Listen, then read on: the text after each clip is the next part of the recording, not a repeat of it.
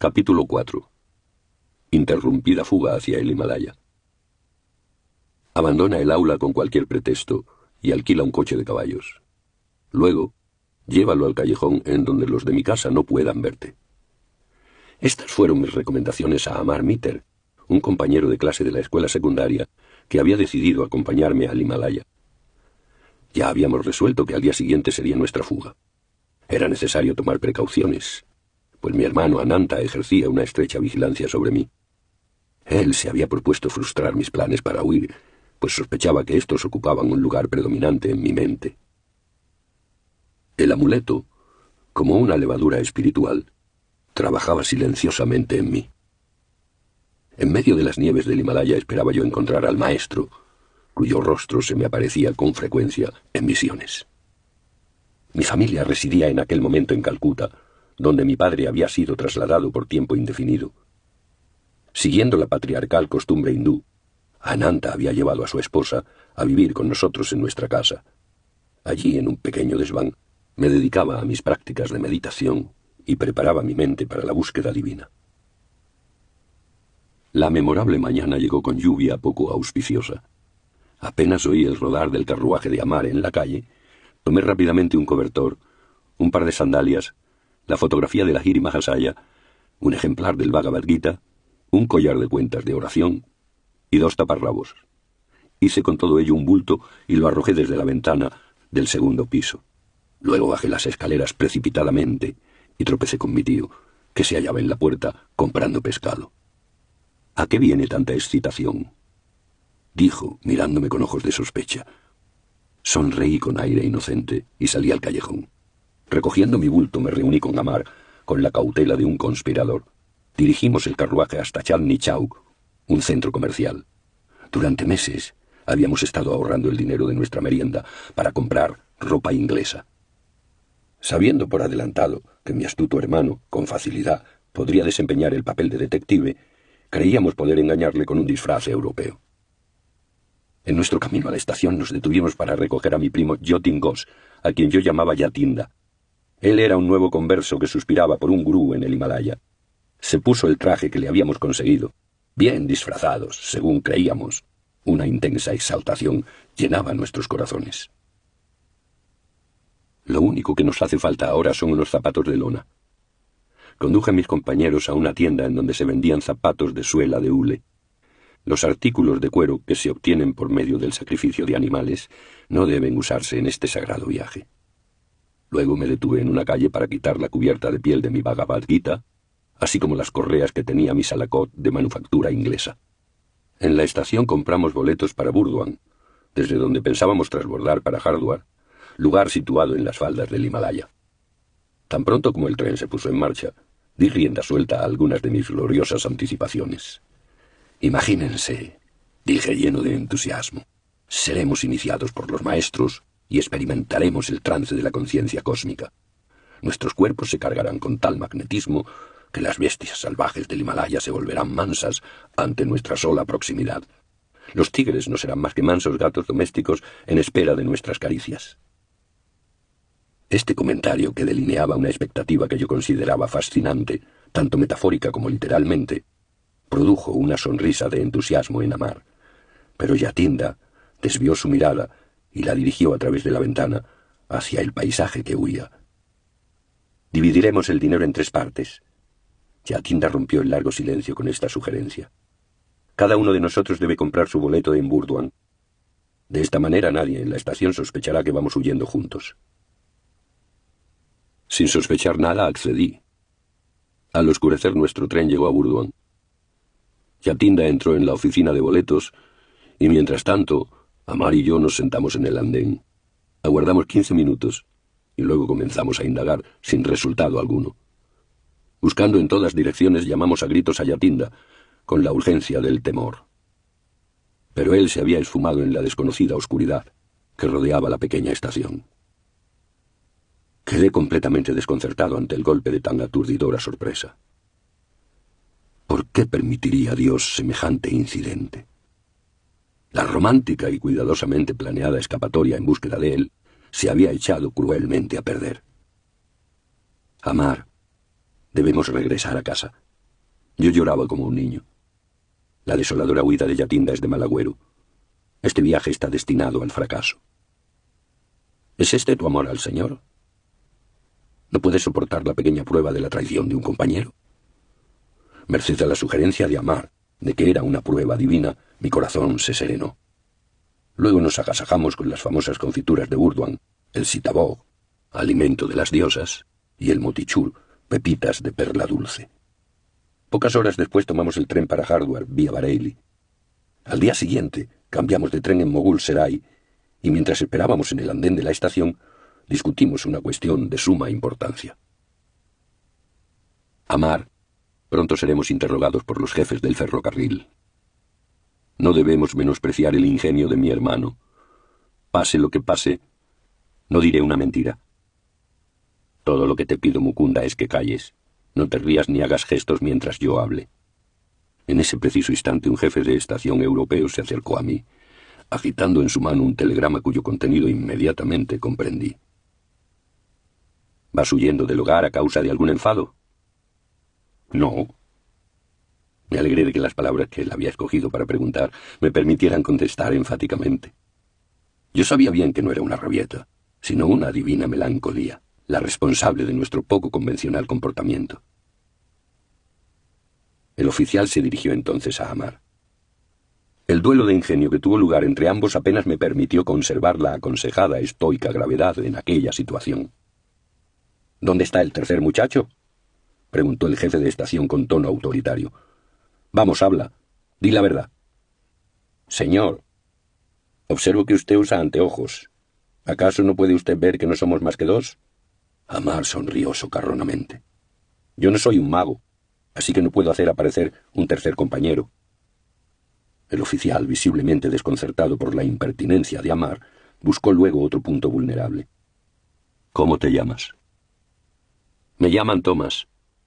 Soy hijo de madre inglesa y de un padre indio convertido al cristianismo. ¿Cuál es el nombre de tu amigo? Yo le llamo Thompson. Ya para entonces mi regocijo interno había llegado a la cúspide y, sin ceremonias, me dirigí a tomar el tren que providencialmente pitaba para partir. Amar me siguió, junto con el oficial, que fue lo suficientemente ingenuo y atento como para instalarnos en un compartimento europeo. Evidentemente estaba apenado de que dos muchachos medio ingleses viajaran en la sección del tren reservada para nativos. Después de esta habilidosa celada, me eché hacia atrás en el asiento y reí a carcajadas. El semblante de mi amigo tenía una marcada expresión de satisfacción por haber burlado a un veterano oficial europeo. En el andén de la estación me las había ingeniado para leer el telegrama de mi hermano, el cual decía: 3 muchachos bengalíes, vestidos a la inglesa, van huyendo de sus hogares rumbo a Hardware, vía Moghul Serai. Por favor, reténganlos mientras llego. Amplia recompensa por su servicio. Amar, te dije que no dejaras ningún itinerario marcado en tu casa. Mi mirada expresaba un grave reproche. Mi hermano debe de haber encontrado alguno allí. Mi amigo reconoció su falta avergonzado. Nos detuvimos brevemente en Bareilly, en donde Dwarka Prasad nos esperaba con un telegrama de Ananda. Dwarka trató valientemente de detenernos, pero yo le convencí de que nuestro viaje no había sido emprendido a la ligera. Como en otra ocasión anterior, Dwarka rehusó la invitación para acompañarnos al Himalaya. Mientras nuestro tren se hallaba parado en una estación esa noche, y yo dormitaba, Amar fue despertado por otro inquisitivo oficial del ferrocarril. Este también fue víctima de las argucias de Amar y del encanto híbrido de Thomas y Thompson. Al amanecer, el tren nos condujo triunfalmente a Hardware. Las hermosísimas y majestuosas montañas se vislumbraban en la distancia, como invitando al viajero. Corriendo atravesamos la estación para sumergirnos en el libre anonimato del gentío de la ciudad. Nuestro primer acto fue mudarnos de ropa, cambiando las europeas por las nativas, puesto que Ananta, de alguna manera, había sabido de nuestro disfraz europeo. Sin embargo, cierta premonición de captura asediaba mi mente. Considerando conveniente abandonar cuanto antes Hardware, compramos boletos para proseguir nuestro viaje hacia el norte hasta Rishikesh, una tierra santificada desde tiempo inmemorial por los pies de numerosos maestros. Yo había subido al tren mientras Amar se hallaba rezagado en el andén. De pronto, mi amigo fue abruptamente detenido por el alto de un policía. Nuestro inoportuno guardián nos condujo al bungalow, donde estaba la comisaría, y se hizo cargo del dinero que llevábamos. Cortésmente nos explicó que era su obligación retenernos allí hasta que mi hermano mayor llegase. Conociendo que el destino de ambos rebeldes era el Himalaya, el oficial nos relató una extraña historia. Ya veo que ustedes andan locos por los santos, pero nunca tropezarán con un hombre de Dios como el que yo vi ayer mismo. Mi compañero oficial y yo nos encontramos con él por primera vez hace 5 días. Estábamos patrullando el Ganges, vigilando cuidadosamente el rastro de cierto asesino. Nuestras instrucciones eran de capturarlo vivo o muerto. Se sabía que andaba disfrazado de sadhu para robar con mayor facilidad a los peregrinos. A corta distancia de nosotros vimos a un hombre cuyo aspecto coincidía con la descripción del criminal. No hizo caso cuando le ordenamos detenerse, y entonces corrimos hacia él para atraparlo. Al aproximarnos a su espalda, abatí mi hacha sobre él con tremenda fuerza. El brazo derecho del hombre quedó arrancado casi completamente. Sin proferir un grito ni mirar siquiera a la horrible herida, el desconocido continuó caminando ante nuestro asombro con su rápido paso. Cuando saltamos delante de él para detenerle, con calma nos dijo: «No soy el asesino que ustedes buscan». Yo estaba profundamente mortificado al ver que había herido a un hombre de presencia divina, a un sabio. Postrándome a sus pies, imploré su perdón y le ofrecí la tela de mi turbante para restañar y cubrir la enorme herida de la que emanaba abundante sangre. «Hijo mío, eso no fue más que un error explicable de tu parte». El santo me miraba amablemente. «Sigue tu camino y no te reconvengas por lo que has hecho. La Madre Divina cuida de mí». Tomó el brazo colgante y lo colocó en su sitio, y, ¡oh milagro!, el brazo quedó adherido e inexplicablemente la sangre dejó de fluir. «Ven a verme bajo aquel árbol dentro de 3 días y me encontrarás completamente curado. Así no tendrás más remordimiento». Ayer mi compañero y yo, continuó relatando el oficial, nos dirigimos ansiosamente al sitio que él había designado. El sadhu estaba allí y nos permitió que le examináramos el brazo. Este no mostraba ninguna señal o cicatriz de herida. «Voy por la vía de Rishikesh, hacia las soledades del Himalaya», dijo. Nos dio su bendición y partió rápidamente. Hoy siento que mi vida se ha elevado espiritualmente, merced a su santidad. El policía terminó su narración con una exclamación piadosa. Evidentemente aquella experiencia le había conmovido más allá de sus capacidades. Con significativo gesto de importancia, me dio para que lo leyera el recorte de un diario en donde se narraba el milagro, con el tergiversador estilo de los periódicos sensacionalistas, que lamentablemente no faltan incluso en la India. La versión del reportero aparecía bastante exagerada, indicando que el sadhu había sido poco menos que decapitado. Amar y yo lamentamos mucho no haber conocido a ese gran yogi que perdonara a sus perseguidores de una manera tan semejante a Cristo. La India, materialmente pobre en las 2 últimas centurias, tiene, sin embargo, un tesoro inagotable de riqueza divina. A la vera de sus caminos, aun la gente mundana, como aquel policía, puede encontrar ocasionalmente auténticos rascacielos espirituales. Dimos las gracias al oficial por mitigarnos el tedio con su maravillosa historia. Tal vez pensaba que era mucho más afortunado que nosotros, puesto que él había encontrado sin esfuerzo alguno a un hombre de iluminación divina, mientras que nosotros, en nuestra vehemente búsqueda, habíamos terminado no a los pies de un maestro, sino en una ordinaria comisaría. Tan cerca del Himalaya y sin embargo tan lejos en nuestra cautividad, le dije a Amar que me sentía doblemente impelido a buscar la libertad. «Escapémonos tan pronto como la oportunidad se nos presente. Podemos ir a pie a la Santa Rishikesh». Le sonreí animándolo. Pero mi compañero se volvió pesimista en cuanto se vio sin el firme apoyo del dinero que nos había sido quitado. «Si emprendemos una caminata a través de la peligrosa jungla, terminaremos no en una ciudad de santos, sino en el estómago de los tigres». Ananta y el hermano de Amar llegaron a los 3 días. Amar saludó a su hermano con afecto y alivio. Yo estaba irreconciliable. Mi hermano Ananta no obtuvo de mí más que rudos reproches. «Ya me imagino cómo te sientes», me dijo suavemente.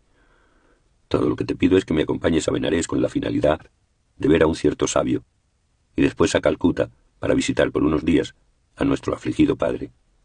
Luego puedes reanudar aquí tu búsqueda de un maestro». En este punto de la conversación intervino Amar para protestar, afirmando que él no tenía intención de regresar a Hardware conmigo. Estaba gozando del calor familiar. Pero yo sabía que nunca abandonaría la búsqueda de mi gurú. Nuestra comitiva tomó el tren hacia Benarés. Allí tuve una singular e instantánea respuesta a mis oraciones. Ananta había preparado un ingenioso plan. Antes de verme en Hardware se detuvo en Benarés con el fin de pedir los servicios de cierta autoridad en materia de escrituras, para que me entrevistara luego. Tanto el Pandit como su hijo habían prometido intentar disuadirme de seguir el sendero del Sannyasin. Ananta me llevó a casa de ellos. El hijo, un joven de modales muy entusiastas, me saludó en el patio. Luego me envolvió en un largo y tedioso discurso filosófico y, pretendiendo tener un conocimiento clarividente de mi futuro, desacreditaba mi idea de convertirme en un monje. «Encontrarás continuamente sinsabores y nunca llegarás a conocer a Dios si insistes en desertar de tus responsabilidades ordinarias. No puedes superar tu pasado karma sin las experiencias de este mundo».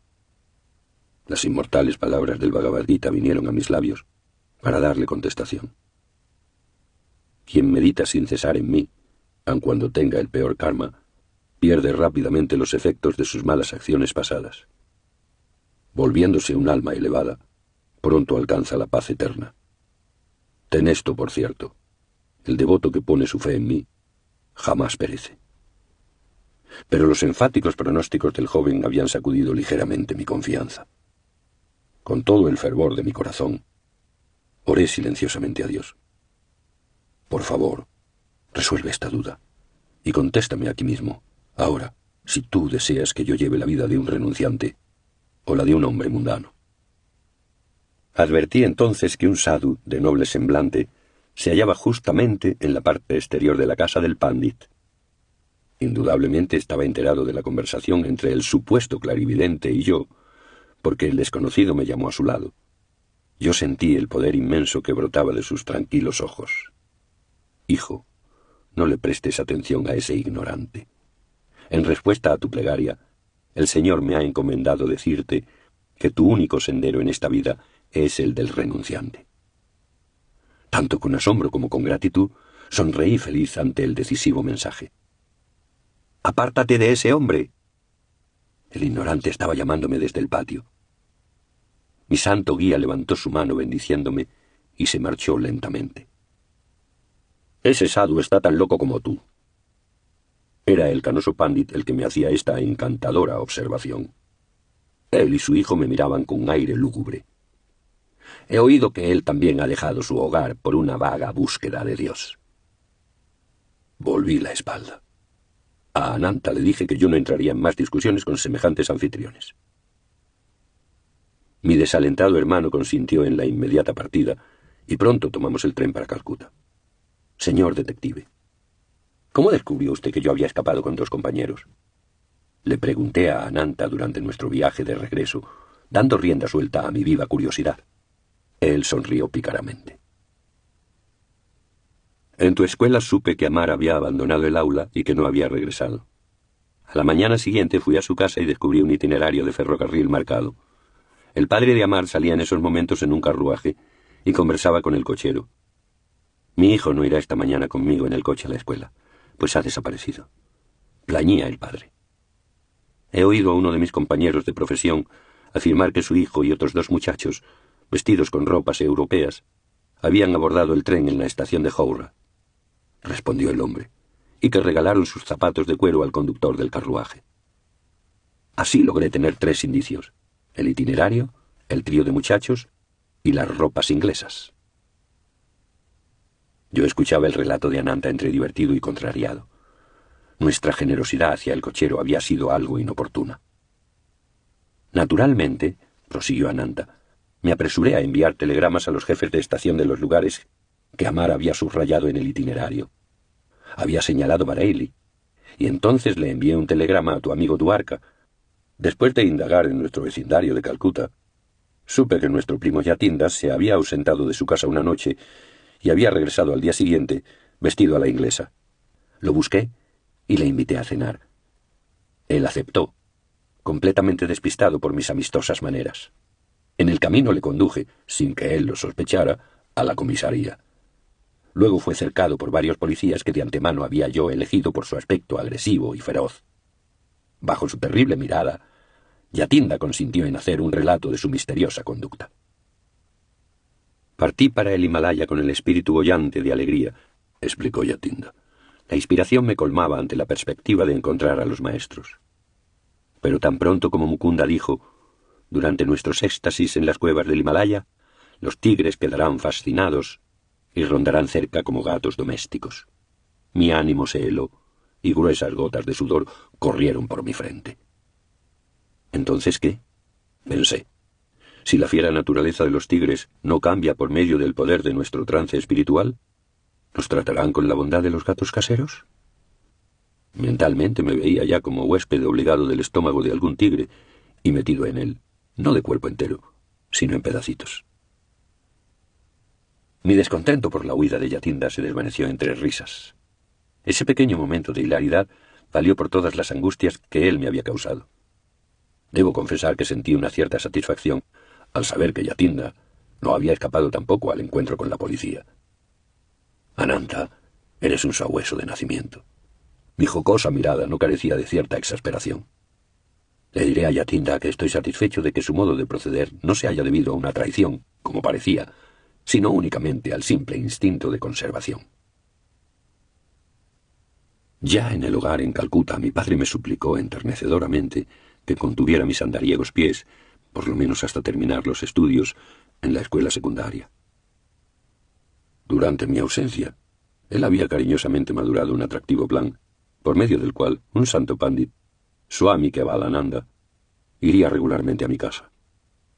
Confiadamente me lo anunció diciendo: «Este sabio será tu instructor de sánscrito». Mi padre tenía la esperanza de que podría calmar mis anhelos religiosos mediante las lecciones impartidas por un filósofo erudito. Pero las cartas pronto se invirtieron. Mi nuevo instructor, lejos de ofrecerme arideces intelectuales, atizó las ascuas de mi anhelo por Dios. Aunque mi padre no lo sabía, Swami Kevalananda era un excelso discípulo de la Lahiri Mahasaya.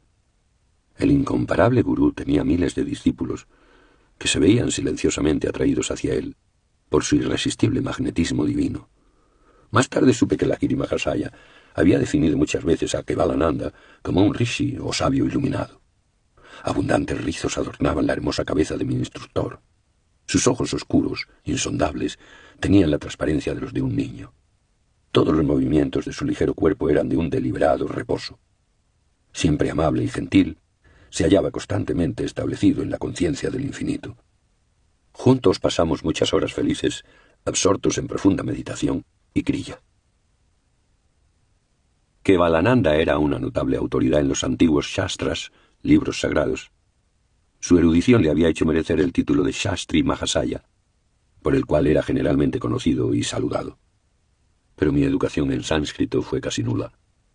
Siempre busqué toda oportunidad para hacer caso omiso de la prosaica gramática y hablar en cambio de yoga y de la Lahiri Mahasaya. Mi tutor me complació cierto día contándome algo de su propia vida con el maestro. Raramente afortunado pude permanecer cerca de la Lahiri Mahasaya durante 10 años. Su casa en Benares era la meta nocturna de mi peregrinaje. El gurú se hallaba siempre presente en una pequeña salita de la planta baja. Conforme se sentaba, en la postura del loto, sobre un asiento de madera sin respaldo, todos sus discípulos le rodeaban en semicírculo. Sus ojos centelleaban y bailaban de alegría divina. Los tenía habitualmente entrecerrados, atisbando a través del telescopio interno hacia la esfera de eterna felicidad. Rara vez hablaba extensamente. De vez en cuando su mirada se fijaba en algún estudiante necesitado de ayuda. Luego, como un torrente de luz, brotaban sus palabras curativas. Una indescriptible serenidad florecía dentro de mí ante su simple mirada. Me sentía saturado con su fragancia, como si él fuera un loto del infinito. El estar con él, aun sin hablar una sola palabra durante días, era una experiencia que transformaba todo mi ser. Si alguna invisible barrera se interponía en la senda de mi concentración, yo acudía a meditar a los pies del gurú. En su presencia, los más singulares estados mentales quedaban fácilmente a mi alcance. Tales percepciones me fueron inaccesibles en presencia de instructores de menor categoría. El maestro era un templo viviente de Dios, cuyas puertas secretas estaban siempre abiertas a todos los discípulos a través de la devoción. Vajira Mahasaya no era un intérprete libresco de las escrituras. Sin esfuerzo alguno solía zambullirse en la biblioteca divina. La espuma de las palabras y el rocío del pensamiento manaban de la fuente de su omnisciencia. Poseía la maravillosa clave que abría la profunda ciencia filosófica atesorada durante edades en los Vedas. Si se le pedía que explicara los diferentes planos de conciencia que se mencionan en los textos antiguos, él, sonriendo, accedía. Me sumergiré en esos estados y les comunicaré lo que de hecho perciba. Era pues diametralmente opuesto a ciertos instructores que aprenden las escrituras de memoria y luego divulgan conceptos abstractos que no han experimentado personalmente. Sírvete exponernos los significados de las sagradas estrofas conforme se te presenten. El silencioso gurú con frecuencia daba esta instrucción a algún discípulo próximo a él. Yo guiaré tus pensamientos para que hagas una interpretación acertada. De esta manera, muchas de las percepciones de la Vajira Mahasaya fueron registradas y anotadas con voluminosos comentarios de diversos estudiantes. El maestro jamás aconsejaba entregarse a una fe esclavizante. Las palabras no son más que cáscaras, decía. Logren la convicción de la presencia de Dios a través de su propio contacto gozoso con Él en la meditación. No importa cuál fuera el problema del discípulo, el gurú aconsejaba la práctica de Kriya Yoga para su solución. La llave del yoga no perderá su efectividad cuando yo no esté más en este cuerpo para guiarles. Esta técnica no puede ser encuadernada, archivada y olvidada al modo de las inspiraciones teóricas. Continúen sin cesar en su sendero de liberación por medio del Kriya, cuyo poder estriba en su práctica. Para alcanzar la salvación a través del esfuerzo personal, yo considero el Kriya como el sistema más eficaz que haya sido jamás desarrollado por el hombre en su búsqueda del infinito. Kevalananda terminó así con este ferviente testimonio. Por medio de su uso, el Dios omnipotente, oculto en todos los hombres, se hizo encarnación visible y viviente en el cuerpo de la Vajira Mahasaya y en varios de sus discípulos. Un milagro semejante a los de Cristo, realizado por la Vajira Mahasaya, tuvo lugar en presencia de Kevalananda. Mi santo tutor me contó el suceso un día, con la mirada alejada de los textos de sánscrito que estaban ante nosotros. Un discípulo ciego llamado Ramu me despertaba gran compasión. ¿Por qué no tenía luz en los ojos, cuando tan fielmente servía a nuestro maestro, en quien la divinidad resplandecía plenamente? Una mañana traté de hablar con Ramu, pero él se sentaba durante largas y pacientes horas a abanicar al gurú con el punka, un abanico hecho a mano con hojas de palma. Cuando por fin el devoto salió de la habitación, yo le seguí. Ramu, ¿cuánto tiempo hace que estás ciego? Soy ciego de nacimiento, señor. Mis ojos nunca han sido bendecidos con una vislumbre del sol. Nuestro omnipotente gurú puede ayudarte. Hazle, por favor, esa súplica. Al día siguiente, Ramu se acercó tímidamente a la Vajira Mahasaya. El discípulo se sentía avergonzado de pedir que una riqueza física fuera agregada a su superabundancia espiritual. Maestro, el iluminador del cosmos está en usted. Le ruego que conduzca su divina luz a mis ojos, de manera que pueda yo percibir un leve resplandor del sol. Ramu, alguien te ha inducido a que me pongas en una difícil situación. Yo no tengo poder curativo. Señor, el infinito que mora en su interior puede ciertamente curar. Eso es diferente, desde luego, Ramu. El límite no existe para Dios. Aquel que enciende las estrellas y las células del cuerpo con misteriosa refulgencia de vida puede con certeza conceder el brillo de la visión a tus ojos. El maestro tocó la frente de Ramu a nivel del entrecejo. Conserva tu mente enfocada en este punto y canta frecuentemente el nombre del profeta Rama durante 7 días. El esplendor del sol tendrá una especial aurora para ti. Y al cabo de una semana, aquel milagro se hizo realidad. Por primera vez en su vida, Ramu pudo contemplar el hermoso semblante de la naturaleza. El omnisciente Uno había inducido certeramente a su discípulo a repetir el nombre de Rama, adorado por él sobre todos los santos. La fe de Ramu era el suelo devocional ya arado, en el cual la poderosa semilla del gurú germinó, aportando la curación permanente. Kevalananda guardó silencio por un momento para rendir un nuevo homenaje a su gurú. Era evidente que en todos los milagros que la Lahiri Mahasaya operaba, nunca permitía que el principio del ego se considerase a sí mismo como el poder causal. Mediante la perfección de su entrega al poder terapéutico supremo, el maestro permitía que aquel fluyese libremente a través de su ser. Los numerosos cuerpos que fueron espectacularmente curados por la Lahiri Mahasaya tuvieron más tarde que alimentar las llamas de la cremación, pero el silencioso despertar espiritual que él operó y los discípulos del nivel de Cristo que él formó constituyen sus imperecederos milagros. Nunca llegué a ser un erudito en sánscrito. Kevalananda me enseñó una sintaxis más divina.